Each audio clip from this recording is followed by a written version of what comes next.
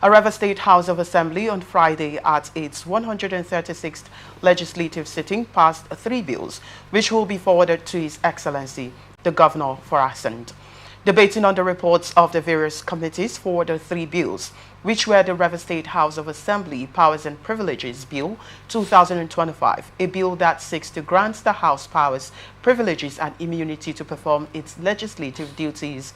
The River State Independent Electoral Commission Bill 2025, which seeks to repeal the existing state electoral law of 2018 and to reenact a new one to provide for the establishment, composition and functions of the Commission in line with the Electoral Act of 2022 and the 1999 Constitution of the Federal Republic of Nigeria, and the River State Local Government Bill 2025, which seeks to abolish the state's local government laws of 2018, 2023 and 2024 and to reenact a new local government law that will be in sync with contemporary laws in the administration of the local government councils.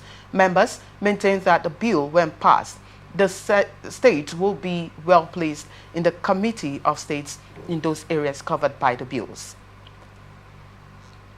Remarking on the reports, the Speaker, Right Honorable Martin Chike Amewule, stated that what the House is simply doing is the domestication of the Legislative Houses, Powers and Privileges Act of 2017, that gave certain powers and privileges to the legislature in the performance of its function.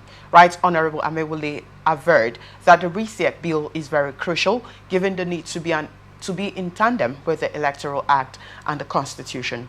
Similarly, the Speaker harped on the importance of making the local government law reflect certain constitutional provisions, adding that the River State House of Assembly will continue to perform its legislative duties in the best interest of the people.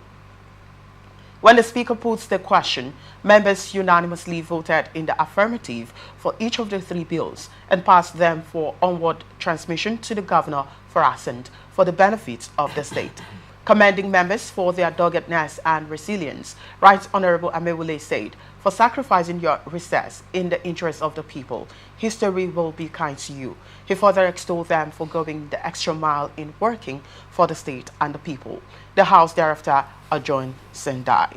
Wow, quite interesting. Over to you now, Ugochukwu. I told you that we have lots of River State story to discuss today. And here is the Assembly passing 3 bills, which is adjourns Sine Die. I'd like to get your take on that. Most of those bills have been done with during the passing legislative year, when there were these infractions between the face-off between the governor's camp and the Martin Amewule about the authenticity or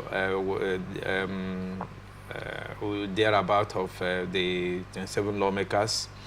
So now that the Supreme Court has made a pronouncement, they are simply going back to just dust it and present it to the governor for his assent. Remember, they have overridden the governor. They override the governor when they passed it and presented it to the governor. The governor refused his assent, and they override the governor on it. But in the spirit of reconciliation, in the spirit of acknowledging one another's constitutional division of power, so they are simply going to bring it out, re-adopt it as a house, and now forward to the governor for his assent. And on the governor's path, who is also seeking for something from the assembly, this is not a give and take. All right. This is a litmus test for the governor. This I see it as a banana peel. Looking at the fact that they are now in recession. I see it as a banana peel. Now, the House they are now in recession. How would this play out? No, if they have already passed the bill, to tell you that this bill has already been tinkered with. All right. Because it is not within this short time frame that this amendment happened. I don't know if you so these bills, they have already doctored it, they have already done. One is, if you remember, the Electoral Act of Rivers State, the RESEC operating on, is the one of they said the amendment was done last in 2018. You remember in 2022, Muhammad Buhari signed the new Electoral Act, which we used in conducting the 2023 general elections.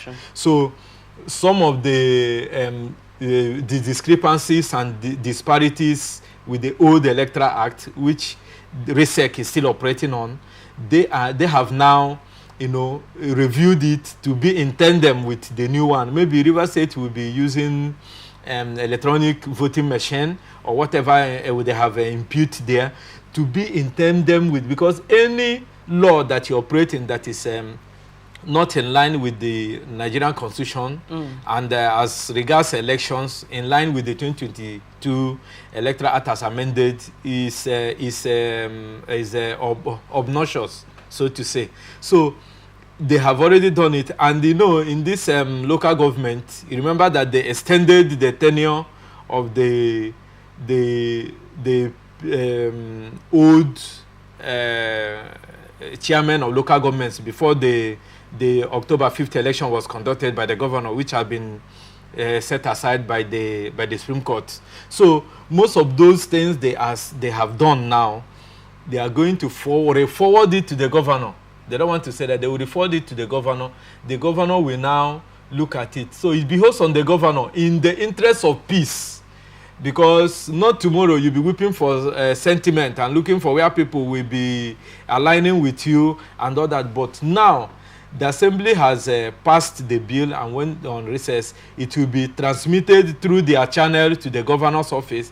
Then if the governor is seeking for genuine peace and reconciliation, this is a litmus test. That is what I see. All right. Then if the governor assents to it, or if he returns back to the house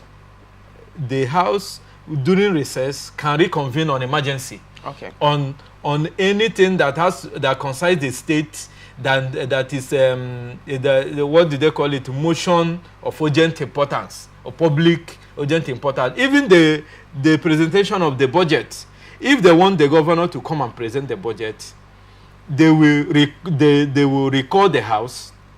The speaker will only put the clerk on notice with the leader of the house, and the information will be disseminated. Members will reconvene and then accept the budget and then move it to the committees. And remember, the speaker said, despite the fact they're going on recess, there are important committees that will also be on ground to interface with the government day-to-day activities. Anyone that requires the whole house to reconvene, they will not hesitate to do that. But the onus lies on the governor to be sincere and magnanimous.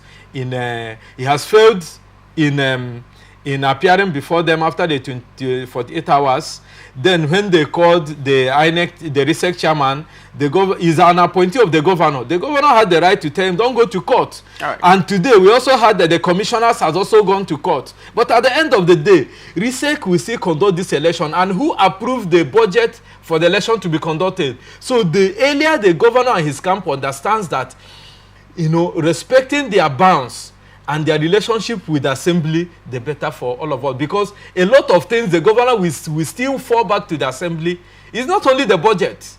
If this budget did not capture what the RISEC will be spending during the August 9 elections, how will the election be conducted in that August? These are some of the things the governor should factor into whatever, you know, games he's playing and whatever information he's assimilating from those who are speaking from both sides of the mouth within his camp, for the betterment of Rivers State. He's continued to say that he has the Rivers State people in mind, and his mantra now is Rivers people first. We will see whether he will be able to do it in the way his relationship will be synergized with the House of Assembly.